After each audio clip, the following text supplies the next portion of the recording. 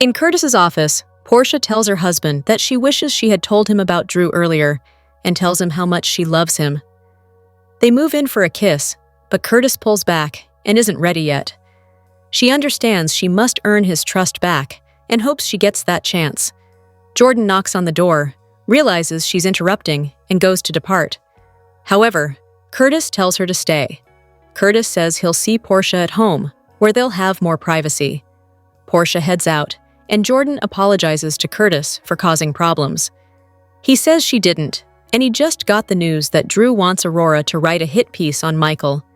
Curtis says he came clean with Michael and even offered his resignation. But Michael wouldn't take it. Michael even suggested he let Drew think he's won, for now. At the hospital, Rick flags Isaiah down and is looking for Liz. Isaiah explains that Liz took a personal day, as Aiden just left for Europe with Lucky. Rick is surprised to hear Lucky's split, but is also concerned about Liz. Isaiah says Liz can take care of herself, and he'll look out for Liz while Lucky is gone. He warns Rick if he messes with Liz, he messes with him. Rick insists that Liz doesn't need protection from him. Josh, the documentarian, follows Trina and Kai around the hospital. Today is the day Kai meets with the doctor to learn if he can play football again. Trina hopes this documentary ends when Kai gets the all clear. Kai says it ends when Drew says it ends, and he knows she doesn't like the guy, but he does. He suggests they just agree to disagree on Drew, and hopefully they'll be celebrating soon. Kai and Trina meet with the doctor, who says his latest test results show that the titanium hasn't fused to his spine sufficiently to compensate for the original fracture. Kai asks, "That's it? I'll never play football again?" Trina directs Josh to turn the camera off. Trina asks if Kai's condition can improve in time, but the doctor says this is as good as it gets. He can be involved in sports, just no contact sports, as it could be catastrophic if he got hit again. Kai thanks the doctor for everything he's done for him so far. Josh pulls up the camera to film and asks how Kai's feeling. Trina warns Josh that she will drop kick him and the camera out of the window if he doesn't stop filming. Josh says he's sorry and runs out of the office. The doctor also leaves them. Trina asks Kai if there is anything she can do for him. He says it's all over. There is nothing she can do. Trina believes he'll be able to move forward again as he was after the initial accident. Kai says he was lying about being optimistic about a future without football. Since he discovered the surgery, he thought he'd have everything back. He wasn't considering a future without football. Now it's all gone, and he was so damn close. Kai apologizes for losing it and admits he's not used to being this vulnerable. He needs to get going, as there is something he needs to do. Trina thinks he needs time to process this news, but Kai insists he'll be fine. He has something to do, and he needs to do it alone. He says he'll call her and walks off. Isaiah seeks Portia out and tells her about his run-in with Rick and that Liz is still hurting over Lucky's departure. Portia knows that sometimes feelings for an ex never go away. Just ask Jordan. At home, Liz speaks with Alexis about her accident. Alexis heard Martin pressuring her to sue the car company, and Laura asked her to talk things over with Liz as an objective lawyer, not out to make money, about the chances of a lawsuit. Liz appreciates the concern, but she's ready to put this behind her and won't be going to court. At the pool, Christina checks in with Cody, who is relaxing on a lounge chair. He says he's paid the pool manager to tell him when Ava books a pool day, she's on her way, so scram. She leaves, Ava appears, and Cody quickly unbuttons his shirt. He calls Ava over and invites her to sit next to him. She thanks him, explaining it's such a nice day that she thought she'd do some work by the pool. Christina lurks and spies from a distance. As she watches them, Christina gets a call from Liz, who tells her to come by her place as it's important. Cody chats up Ava and says this pool is great, but his favorite are the pools in Vegas. Ava loves Vegas, which gets them talking about gambling in Sin City. Molly appears and spots Cody talking with Ava. Alexis meets with Molly at the pool and comments that this isn't her daughter's usual hangout. Molly says she's been trying new things out, but not everything seems to be working. She vents to her mother that Cody cozying up to Ava doesn't sit right with her, as it's bad enough she's dating her dad. Alexis asks if she and Cody are friends. Molly says they have gotten closer, and he's been there for her a few times. Ava and Cody continue to chat, and Ava mentions Kiki and how they love to play cards together. Cody learns she passed away and is sorry if he brought up bad memories, but she tells him that she likes to talk about Kiki because it makes her smile. Back at Liz's place, she tells Christina that Lucky told her everything about the accident. Christina apologizes and says something in her just snapped. Christina rambles as she explains everything that happened, and she was going to confess if anything happened to her and Rick. Liz says that, given they were only just seriously injured, she stayed quiet and let Lucky cover for her. She admits she was furious when Lucky told her, and the only reason she didn't call the cops was because Lucky would be charged as an accessory. Now, however, he's out of the country. Christina asks if she's going to turn her in. Liz says no matter how much Christina despises Ava, there is no justifying what she did. Christina knows, and she'll understand if Liz turns her in. Liz isn't going to, as her family has been through enough pain. And she's abiding by Lucky's wishes, and will stay quiet. However, she warns Christina that if she does anything like this again, she'll turn her in to the cops in a heartbeat. They're interrupted when Rick arrives at the door. At Drew's, Willow cries to him that this place used to be happy and filled with love, but now it feels empty, like her. Drew tells her this isn't over, but she tells him not to make any more promises he can't keep. Drew believes Michael will come around and compromise, but Willow doesn't believe so. Not after Michael froze her out after court, in addition to not seeing her in Germany, and then making up that story about Wiley. She shouldn't have fought Michael. She laments that he's too powerful. Drew insists he is the one who underestimated Michael, and he should have been more prepared. He made her promises and failed her, and he's sorry. However, this isn't over, and he's been talking to Martin. Martin suggests a tactic that might improve their odds. The timing isn't great, but the plan is for them to get married. Willow is stunned he's proposing like this. And now, Drew wanted it to be more romantic, but they don't have the time, as they have to prove to the court that they can provide a stable home. Willow went through this before with Michael to keep Wiley away from Nell. Drew says that was a marriage of convenience, and this one will be based on love. He won't overpromise again, but this gives them a fighting chance. Willow worries that the judge could see this as her putting Drew above her kids again and making another bad decision. Drew is sorry, as this wasn't the right time for this. Willow says it's just hard for her to think straight right now. He asks her to think about it, and whatever she decides, it won't change that he loves her. He suggests she go get some rest. At the Quartermains, Sasha and Michael fawn over Daisy, and Sasha brings up running into Willow at the hospital. She is glad there wasn't a scene, and feels so bad for Willow, but she is glad the kids are with him. Michael says perhaps now is a good time to discuss Daisy's custody. Now that the secret is out, he'd like to be a part of Daisy's life, but that is her choice. Sasha still wants to be Daisy's only parent listed on her birth certificate and raise her by herself. He says, "So you want to cut me out of my daughter's life completely?" Sasha insists she is not cutting him out of her life. She wants Daisy to know he's her dad, but she wants to raise her on her own, without any help from either of his families. She knows it's asking a lot. He says he can live with her terms, but would like it in writing that he'll become Daisy's legal guardian if anything should happen to her. She tells him, of course. Michael reminds her that she'll always have his full support and whatever he needs. Rick is surprised to see Christina at Liz's. Christina notes that she was just about to head out and thanks Liz for her understanding. She says they are on the same page. Christina exits, and Rick asks what that was about. Liz tells him it's a personal matter and asks what he's doing here. Rick explains he stopped by the hospital looking for her and found out Lucky and Aiden are in Europe. Liz says she knew that was why he came by, and just because. Rick cuts her off and just wanted to check on her, and as a friend, he's here for her if she needs anything. At the pool, Cody and Ava continue to talk about Vegas, and Ava thinks it would be funny if they crossed paths there in the past. Cody is sure they didn't, as he would have remembered someone like her. Ava decides to get back to the gallery, and Cody notes it was great running into her. Ava says the same about him and takes off. Cody decides to take a dip, jumps in the pool, and sees Molly. They smile at one another.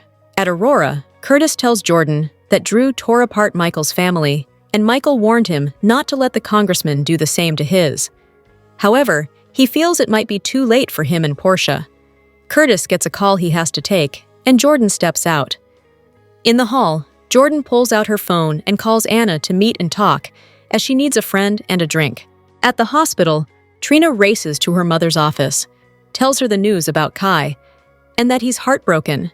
She says this is because of Drew, and she screams how she hates that man. Kai shows up at Drew's house. He knocks on the door and tells Drew that the documentary isn't going to turn out the way they wanted. Finally, Michael brings Wiley and Amelia to see Sasha and baby Daisy. As they all gather around and smile at the baby, someone watches them through the window. On the next General Hospital, Joss and Trina discuss Drew, and that someone has to stop him. Drew thinks he can still offer Kai something. Jordan tells Anna that Curtis' marriage is on the rocks, and she doesn't know how she feels about it. Jason asks Michael if he's sure he's okay with this. Sidwell asks someone, "Do we have a deal?" Sonny rants that nobody threatens his family and lives. Someone approaches baby Daisy as she sleeps. Hello everyone, welcome back to my channel, Messy Syrup. It's me, Abby, here.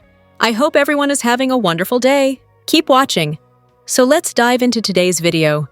Gio's life was upended on General Hospital when he overheard Lulu and Lois talking about his true parents. He had no idea that Brooklyn gave him up for adoption when he was born, and Dante was his father. While he's pushed most everyone away, he at least sat down with Lulu and heard why and how she uncovered the fact that he had been secretly put up for adoption. Mazza stepped forward and discussed the impact that the various lies have had on Gio. General Hospital's Giovanni Mazza was interviewed by Soap Opera Digest and noted that Gio wants the truth and can rely on Emma, Lulu, and Sonny to be honest with him. Lulu is the reason that he even knows who he is, knows who his parents are, he remarked, adding, and he's appreciative that she did that. Mazza thinks that although Gio was a much happier person before the reveal, his character wouldn't want to be kept in the dark his whole life. Because Lulu didn't stop until she unearthed the truth about Dante and BLQ's teen fling that produced a child, Mazza feels that Gio looks at her as an ally. His admiration for Havens goes deep, as he explained that he loves how she interacts with her own family and wants to emulate that. She's sort of like the person that I want to be when I'm older, he remarked. The young actor also praised Havens' acting, enthusiastically stating that he loves working with her. Mazza also added a new dimension to Gio's family worldview. Gio felt that his whole life was a lie, and the Palmieris were not really his family. But families aren't just bonded by blood, but they can be people that we choose. And that's exactly what Mazza envisions Gio is doing now. He stated that Gio wants to create a new, chosen family, a support system, like an inner circle that he can rely on. And who can rely on him? He added that Lulu is fast becoming part of that chosen family. The General Hospital star noted that Gio's relationship with Sonny didn't change all that much after the reveal. He had always wondered why Sonny paid for his education over the years, and wondered if Sonny was in on the secret. Thankfully, his grandfather had no idea. Obviously, something happened, but it's not like anything changed with their relationship, regardless of what happened, he stated.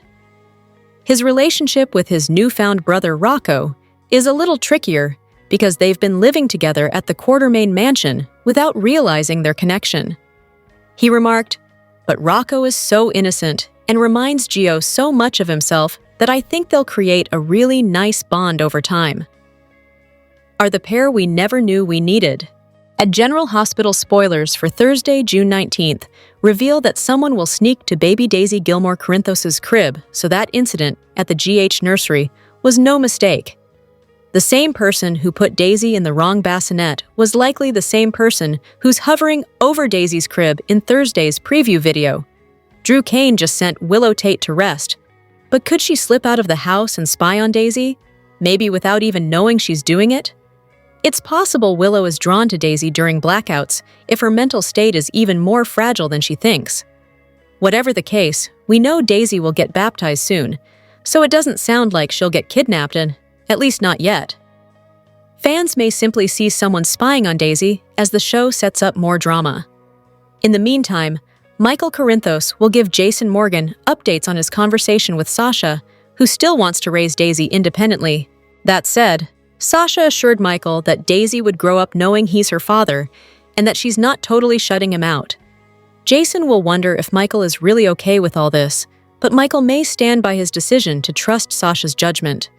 Next, Trina Robinson will fume over Drew Kane getting Kai Taylor's hopes up with this surgery that ultimately failed to give him the ability to play football again.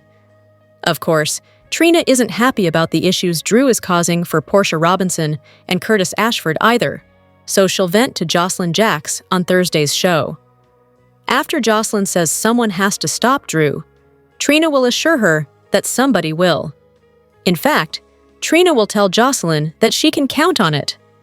As for Drew, he'll offer some sympathy to Kai, since the procedure didn't work as well as either of them hoped. However, Drew will suggest there might be something else he can offer Kai.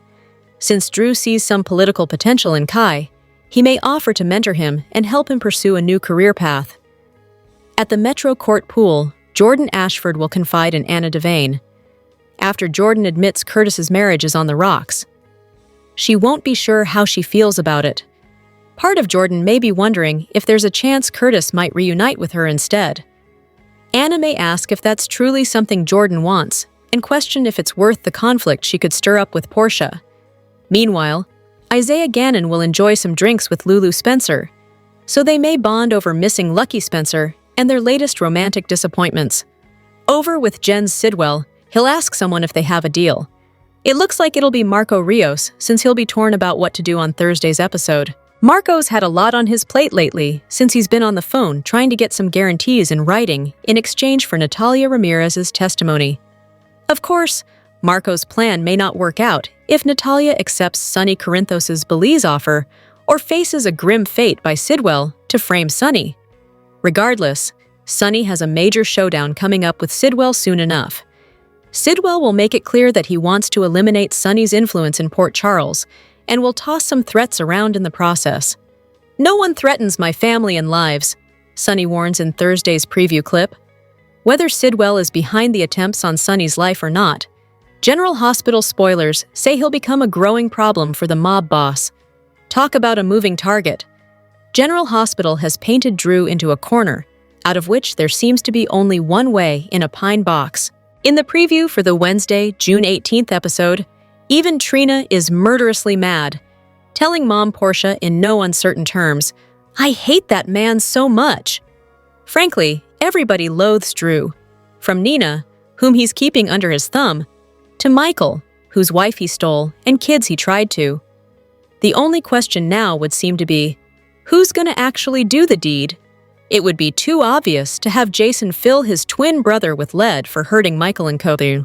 Stone Cold is a professional. Curtis would sooner walk away from Aurora and his marriage than lash out at Drew in such a dangerous way. Michael, heaven knows, has motive aplenty. Nina has a long history of erratic behavior. Carly has been known to take out the occasional hit. But the person we suspect is finally going to kill Drew, or try, is Willow. Let's be real. At some point, she's going to get an earful of all of his lies and deceptions, from his fling with her mother to the fact that he kept her from seeing Michael in Germany to the truth about what Wiley overheard. And Willow is already on emotional overload. One more devastating blow, and she's bound to snap. Since Congressman Cutthroat is pushing her to tie the knot, want to bet that it all goes down at their wedding? With the impending return of Kelly Thiebaud to General Hospital, fans are wondering whether or not Britt's mother, Liesl Obrecht, will also be coming back.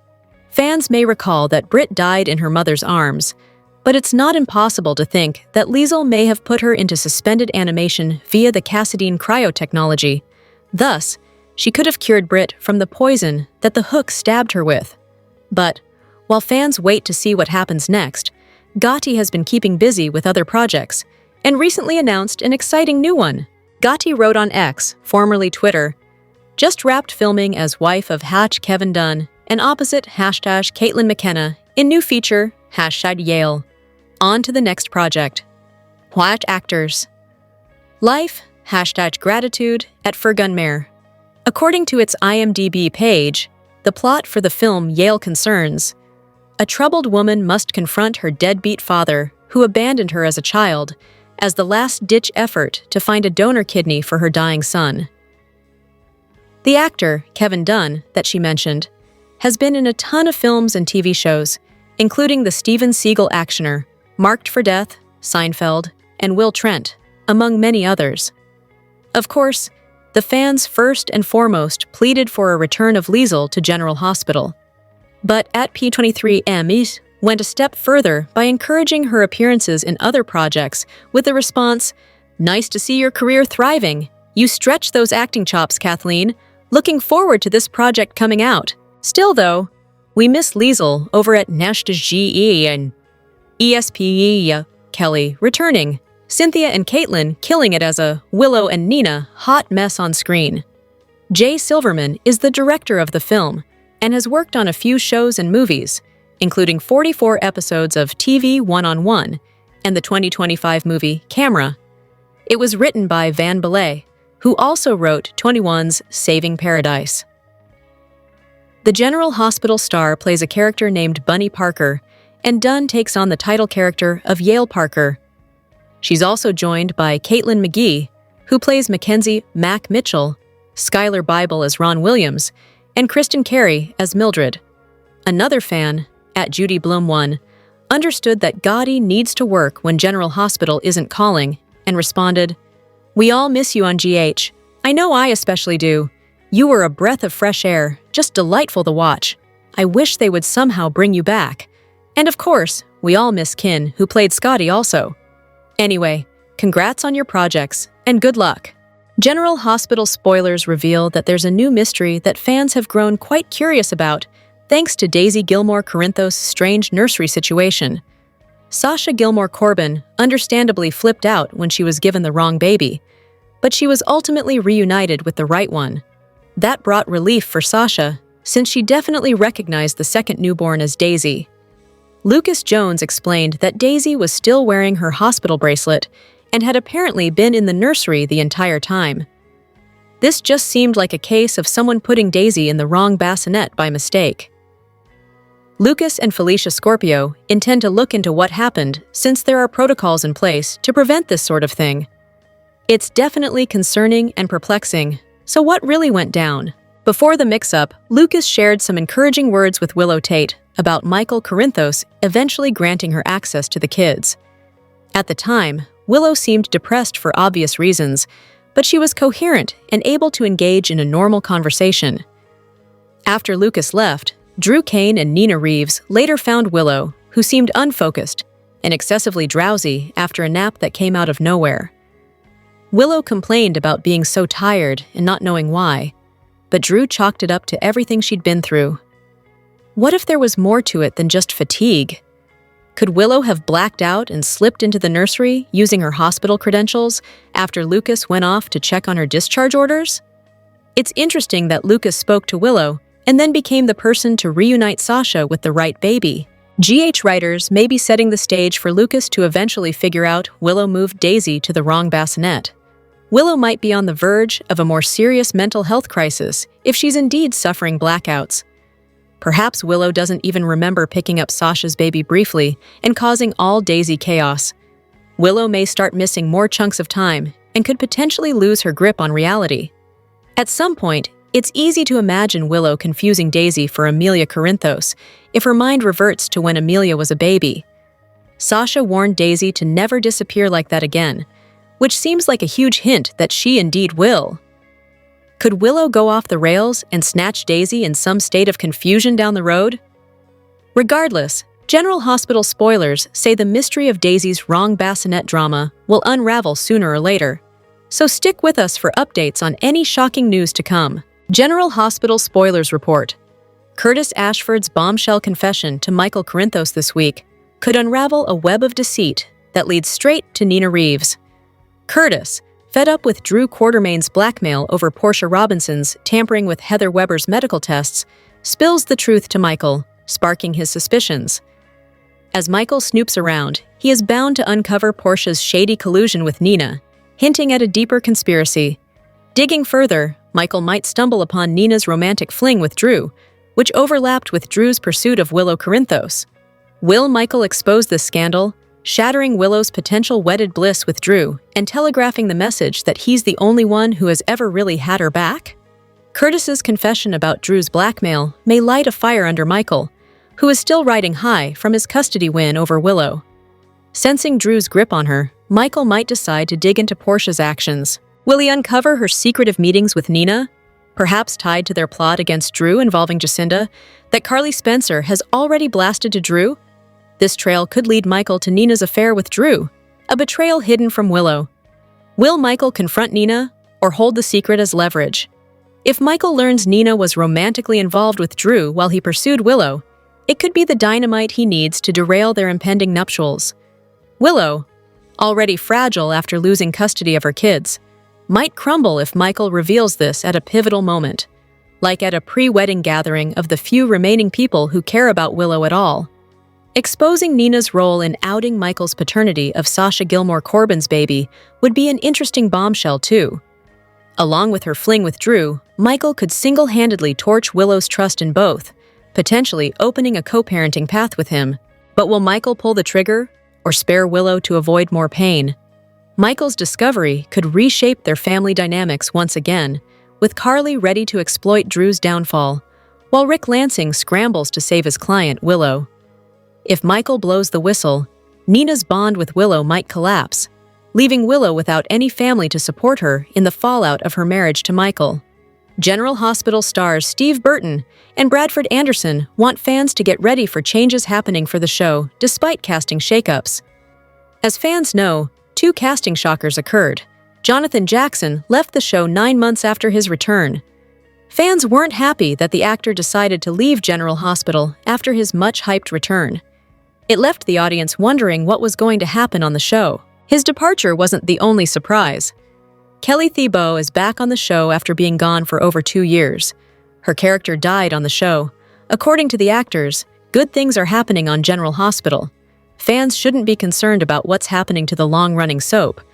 Burton and Anderson talked on their podcast, That's Awesome, about the upcoming storylines. 2 stories in particular are heating up: Michael's return and the revelation that Gio is Dante and Brooklyn's son.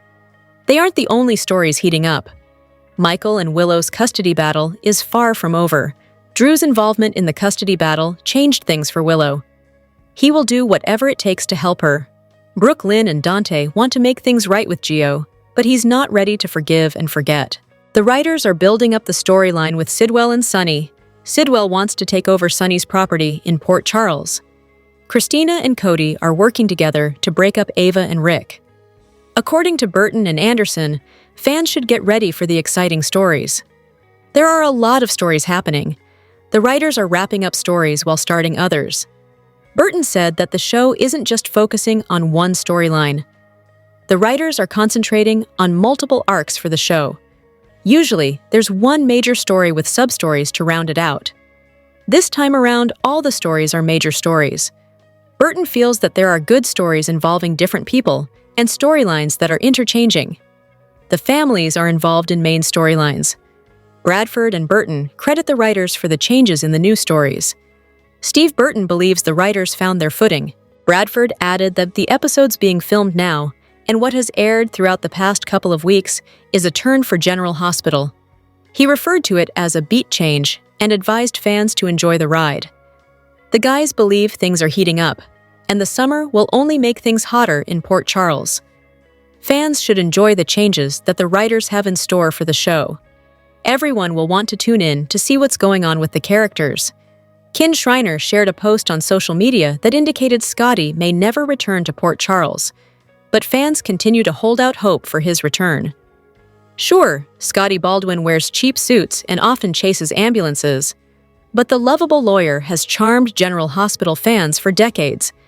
He's had some memorable romances and concocted several cockamamie schemes, many of which he pulled off with the help of Lucy Coe. However, the last time he was seen in Port Charles was in August 2024, where he abruptly disappeared. Since then, fans have been wondering what Shriner's status on the show is, and he may have recently answered that. On Instagram, Schreiner shared a photo of a dressing room door behind the scenes at GH that had the name Jens Austen Astrup on it. That actor plays Kai, but Schreiner was unaware who it was, as his caption read, "This day comes for all actors on soaps. I say good luck to whoever this is. I had a great run. Thanks at General Hospital ABC fans for decades of support. I will wash this down with a martini and forge on." His post implies that Astrup has taken over his old dressing room, and fans wondered when he would be back. One viewer phrased their praise perfectly with the response, "You will icy." Ways be synonymous with GH for me. Scotty is a GH icon. Another lovingly wrote, "So many of us love and miss you, kin. We aren't amazing as Scotty. I would love to see Scotty and Lucy back together." Like many, one fan shared their perplexity with the response, "I know I speak for thousands of people, but what the heck is going on? One of the most loved characters who has been on for decades, what the hell is going on?" Another lovingly wrote, "GH without Scotty? You've been missed. You gotta come back. Frank V, make it happen." Collectively, the fan response was summed up with the reply, "We want Scotty back on. What's wrong with these people?" Fortunately, one of Schreiner's fans remained positive with the hopeful response, "I am confident that you will be back when the timing is right. Port Charles needs Scotty." Paging Nurse Amy. Nurse Amy wasn't only back for this year's Nurses' Ball, but her portrayer Risa Dorkin also joined General Hospital co-star Maurice Bernard on his podcast, where she revealed who her character truly is. During her first episode of State of Mind since 2020, Dorkin not only reintroduced herself, but who she plays on GH. "I play Nurse Amy. The second," she revealed. "There's a lot of drama, complications with me being the second Nurse Amy."